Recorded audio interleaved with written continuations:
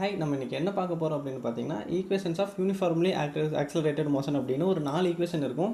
அதில் மெயின் பார்த்தீங்கன்னா 3 தான். அதில் 3 ரிலேஷனாக பிரிச்சிருப்பாங்க. Velocity time, velocity displacement and displacement time relation அப்படின்ட்டு. இதை 3 பற்றி தான் பார்க்க போகிறோம். இதை டெரைவ் பண்ணி பார்க்க போகிறோம். அண்டு இதுக்கு வந்து ஒரு 2 மெத்தட் இருக்குது. நார்மல் மெத்தடு அண்ட் வந்துட்டு கால்குலஸ் மெத்தட் இருக்கும். கால்குலஸ் மெத்தடில் நீங்கள் போடணும் அப்படின்னா டிஃப்ரென்ஷியல் அண்ட் இன்டகிரேஷனை பற்றின ஒரு பேசிக் தெரிஞ்சால் இது ரொம்ப ஈஸியாக இருக்கும். ஒருவேளை இந்த பேசிக் தெரியலை அப்படின்னா நீங்கள் முன்னாடி இருக்க வீடியோ பார்த்துட்டு வந்துடுங்க. சரி, வாங்க நம்ம வீடியோக்குள்ளே போகலாம். ஹாய், நான் உங்கள் கவின். நீங்கள் பார்த்துட்டு இருக்கிறது 24th டெக். இப்போ நம்ம வெலாசிட்டி டைம் ரிலேஷன் எடுத்துக்கலாம். இப்போது ஒரு கார் வந்துட்டு மூவ் ஆகிட்டுருக்கு. 0 அப்படிங்கிற டைம் அப்போவே அது ஒரு 30 km/h அப்படிங்கிற ஒரு வெலாசிட்டியில் சர்ன்னு ஆக்சலரேட் ஆகுதுன்னு வைங்களேன். நம்ம கிராஃபில் எடுத்துக்கிறது வந்து ஆல்ரெடி ஒரு கைண்ட் ஆஃப் வெலாசிட்டியிலேருந்து அது ஆக்சலரேட் ஆகுது. அதுக்கு இனிஷியல் வெலாசிட்டி இருக்குது, இனிஷியல் வெலாசிட்டியிலேருந்து ஆக்சலரேட் இருக்குது. நான் உங்களுக்கு ஈஸியாக சொல்ல போகணும் அப்படின்னா, இப்போ நீங்கள் ரோட்டில் போயிட்டுருக்கீங்க, டக்குன்னு ஆக்சலரேட் ஆனால் உங்களோட km/h, அதாவது உங்களோட ஸ்பீடோட நீங்கள் ஆக்சலரேட் ஆகிற ஸ்பீடும் ஆட் ஆகும். ஸோ இதை தான் நான் இங்கே கிராஃபில் போட்டிருக்கேன். சரி, வாங்க கிராஃபில் காட்டுறேன்.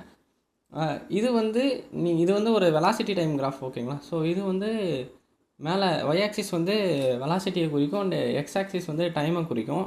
அண்டு இதில் வந்துட்டு இந்த பாட்டுக்கு வந்து பார்த்திங்கன்னா, இது வந்து நீங்கள் ஆல்ரெடி நீங்கள் வந்துட்டு இருப்பீங்களா பார்த்தீங்களா, ஒரு வெலாசிட்டி இல்லை ஒரு ஸ்பீடு 30 km/h. இது 30 km/h. இந்த V0 அப்படிங்கிறது உங்களோட இனிஷியல் ஸ்பீடு, அதுதான் இங்கே இருக்கும் இனிஷியல் ஸ்பீட். அண்டு விங்கிறது ஃபைனல் ஸ்பீட். ஸோ வந்துட்டு இந்த V - V0, இந்த V0லேருந்து நீங்கள் வியை கழிச்சிங்க அப்படின்னா உங்களுக்கு நீங்கள் ஆக்சலரேட் ஆகிருப்பீங்களே அதோட கான்ஸ்டன்ட் வெலாசிட்டி கிடைக்கும். கான்ஸ்டன்ட் வெலாசிட்டி அப்படிங்கிற பாருங்கள், ஆவரேஜ் வெலாசிட்டி கிடைக்கும். ஸோ இந்த V0லேருந்து இந்த வியை டிவைட் பண்ணிங்கன்னா இதோட ஆவரேஜான ஒரு வெலாசிட்டி கிடச்சிடும். அதாவது அந்த கார் வந்துட்டு இந்த டைமுக்குள்ளே இந்த டைமுக்குள்ளே எவ்வளோ வெலாசிட்டி போயிருக்கு ஆவரேஜாக அப்படிங்கிறது நமக்கு இங்கே கிடச்சிடும். ஸோ இதுதான் இந்த இமேஜ். இந்த இமேஜை ஃபஸ்ட் நீங்கள் ஞாபகம் வச்சுக்கோங்க. ஏன்னா நம்ம வெலாசிட்டி டைம் ரிலேஷனை வந்துட்டு பார்ப்போம். வெலாசிட்டி டைம் ரிலேஷன் அப்படின்னா சிம்பிள் தான். உங்களுக்கு இது தெரிஞ்சிருக்கும்னு நினைக்கிறேன். இப்போ வெலாசிட்டி நம்ம எப்படி கண்டுபிடிப்போம்னா, டிஸ்டன்ஸ் பை டைம், அதாவது டிஸ்டன்ஸை டைமால் நம்ம வகுக்கும்போது வெலாசிட்டி கிடைக்கும். வெலாசிட்டி வந்து அந்த டிஸ்பிளேஸ்மெண்ட்டோட டெரிவேட்டிவ் தான் வெலாசிட்டி. அதே மாதிரி தாங்க நீங்கள் வந்து ஆக்சலரேஷனும் சிம்பிளாக சொல்ல போகணுன்னா வெலாசிட்டி பை டைம் இதோட டெரிவேட்டிவ் தான் உங்களுக்கு வந்துட்டு ஆக்சலரேஷன். ஸோ இது சிம்பிளாக அங்கிட்டு தள்ளி விட்டிங்கனாவே போதும். AT = V. நீங்கள் போயிட்டுருப்பீங்களா பார்த்தீங்களா காரு, இந்த காருக்கு ஆல்ரெடி ஒரு இனிஷியல் ஸ்பீட் இருந்திருக்கும். அதை நீங்கள் கூட்டணும். ஸோ அப்படி கூட்டும்போது இந்த ஆக்சலரேஷன் அண்ட் டைம் கூட இனிஷியல் ஸ்பீடை நீங்கள் கூட்டினீங்க அப்படின்னா உங்களுக்கு ஃபைனலான வெலாசிட்டி கிடச்சிரும். அண்டு கால்குலஸ் மெத்தடில் இதை எப்படி பண்ணியிருப்பாங்க அப்படின்னு பார்த்தீங்கன்னா, இதையே தான் பண்ணியிருப்பாங்க. அதுக்கு பதிலாக ஆக்சலரேஷன் ஃபார்முலா போட்டிருப்பாங்க. என்ன பண்ணியிருப்பாங்க டெரிவேட்டிவ் மெத்தடில் அப்படின்னு பார்த்தீங்கன்னா, இதையே வச்சுங்க. ஆக்சலரேஷனுங்கிறது என்ன அப்படின்னு பார்த்தீங்கன்னா, வெலாசிட்டி அண்ட் டைமோட டெரிவேட்டிவ். ஸோ dv/dt இதுதான் ஆக்சலரேஷன். ஸோ இந்த டிடியை வந்துட்டு இந்த சைடு தெளிவிட்டிருப்பாங்க. ஸோ அதனால் dt × a = dv. அண்ட் இதை வந்து இன்டகிரேட் பண்ணுறதுனா ஒன்றும் இல்லைங்க, ஒரு கிராஃபோட இந்த டோட்டல் ஏரியாவை தான் இன்டகிரேஷனுங்கிறது கண்டுபிடிக்கும். இதை பற்றி டீட்டெயிலான வீடியோ போட்டிருக்கோம், பார்த்துட்டு வந்துருங்க, ஈஸியாக இருக்கும். அண்டு இப்போ இதை வந்துட்டு அவங்க இன்டகிரேட் பண்ணியிருப்பாங்க. ஸோ நம்மளும் இன்டகிரேட் பண்ணலாம். இன்டகிரேஷன் ஆஃப் dv, இது வந்துட்டு u/v அப்படின்னா வெலாசிட்டி. இதில் என்ன சொல்கிறாங்க அப்படின்னா, நம்ம எதை இன்டகிரேட் பண்ணுறோன்னா யூலேருந்து v வரைக்கும், அதாவது இனிஷியல் வெலாசிட்டியிலேருந்து இதை நம்ம V0 எடுத்துக்கிறோம். அண்ட் நம்ம இதை யூன்னு எடுத்துக்கலாம், ஓகேங்களா? இனிஷியல் வெலாசிட்டியிலேருந்து ஃபைனல் வெலாசிட்டி, இதாங்க ஃபைனல் வெலாசிட்டி.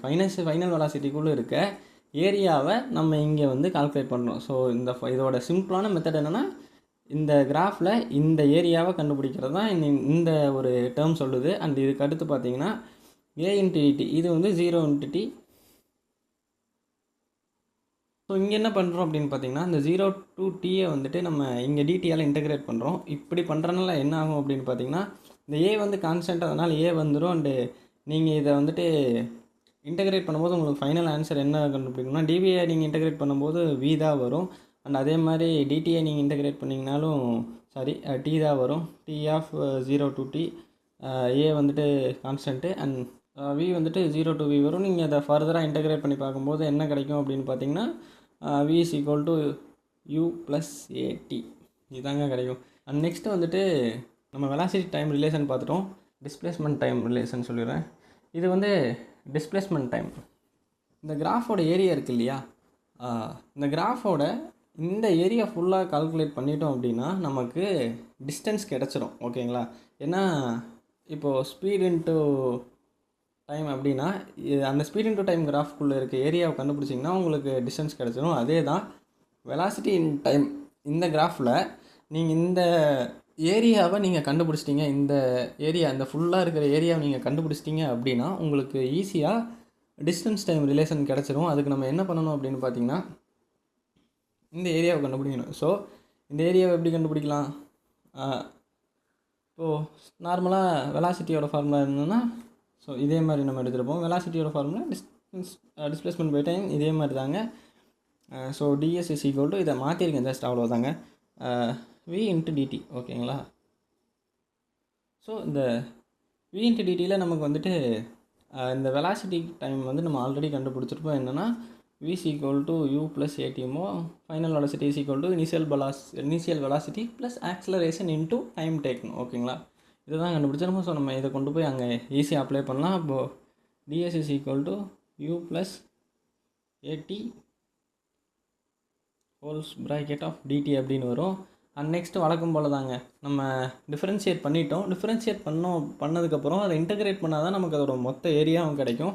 ஸோ நம்ம இன்டகிரேட் பண்ணலாம். அப்போ இன்டகிரேட் பண்ணும்போது இன்டகிரேஷன் ஆஃப் டிஎஸ் டிஸ்பிளேஸ்மெண்ட் அப்படிங்கிறது வந்து பார்த்திங்கன்னா இந்த ஜீரோலேருந்து எஸ் அப்படிங்கிறத நம்ம டிஸ்டன்ஸாக எடுத்துக்கிட்டோன்னா இந்த டிஸ்டன்ஸ்லேருந்து இந்த டிஸ்டன்ஸ் வரைக்கும் தான் நமக்கு தெரியணும். அப்படிங்கிறதுக்காக தான் நம்ம அதை இன்டகிரேட் பண்ணுறோம். அதுதான் இன்டகிரேஷன் ஆஃப் 0 to S அப்படின்னு சொல்லுவோம். அண்டு அடுத்து வந்து பார்த்திங்கன்னா யூ ப்ளஸ் இந்த யூ இன்ட்டு டிடின்னு இருக்கும். இந்த யூ இன்ட்டு டிடி நீங்கள் எப்படி இன்டகிரேட் பண்ணுவீங்கன்னா தனித்தனியாக இன்டகிரேட் பண்ணுவோம். அப்படி பண்ணும்போது இன்டகிரேஷன் ஆஃப் யூ வந்து கான்ஸ்டன்ட்டாக அதை நம்ம தள்ளி போட்டுரும். டிடி இன்ட்டு 0 to டைம், அதாவது அந்த 0லேருந்து டி வரைக்கும் நம்ம இருக்க ஏரியா வந்து எடுத்துக்கிறோம். நெக்ஸ்ட்டு வந்து டிஏடிங்களா, ஏ வந்து கான்ஸ்டன்ட். ஸோ டி இன்ட்டு டிடின்னு போடும்போது வழக்கம் போல் அதே 0 to டி. டிடி நீங்கள் இன்டகிரேட் பண்ணி அப்பர் லிமிட் லோவர் லிமிட்லாம் சப்ஸ்டியூட் பண்ணிங்கன்னா இது யூடின்னு தான் வரும். ப்ளஸ் அண்டு இங்கே வந்துட்டு டி இருக்கனால நீங்கள் டி இன்டகிரேட் பண்ணும்போது என்ன வரும்னா t²/2 வரும். அண்ட் ஏ இருக்கனால ஏ இன்ட்டு t²/2. இதை வந்து ½ AT² எழுதலாம். ஸோ இதை தான் வந்து என்ன நெக்ஸ்ட் ரிலேஷன் எழுதியிருப்பாங்க.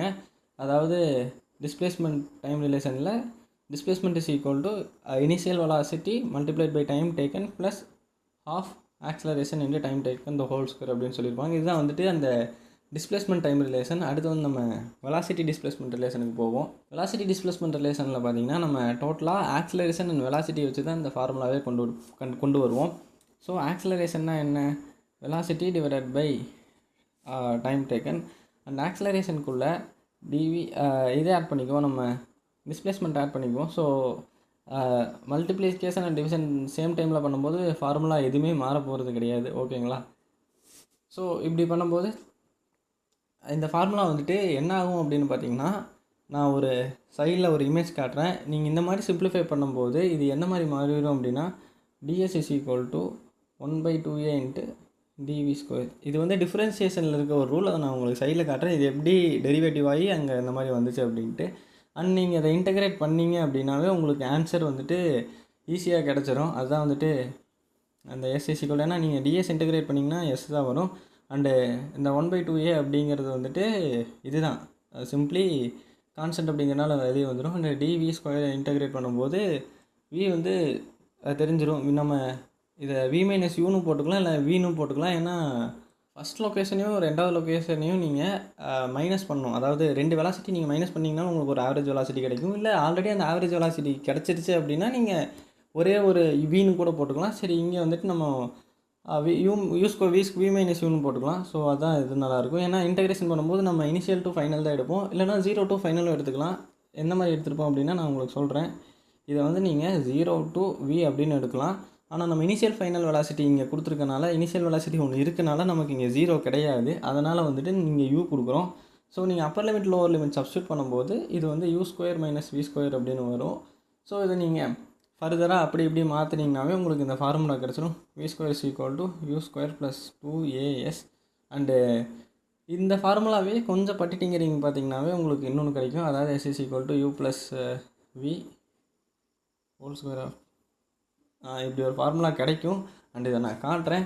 இது நான் உங்களுக்கு பிடிச்சிருக்குன்னு நம்புகிறேன். அண்ட் இதில் ஏதாவது டவுட் இருந்துச்சு அப்படின்னா கண்டிப்பாக நீங்கள் என்கிட்ட கேட்கலாம். நானும் உங்களுக்கு அதை சொல்லித்தரேன். ஓகேங்களா?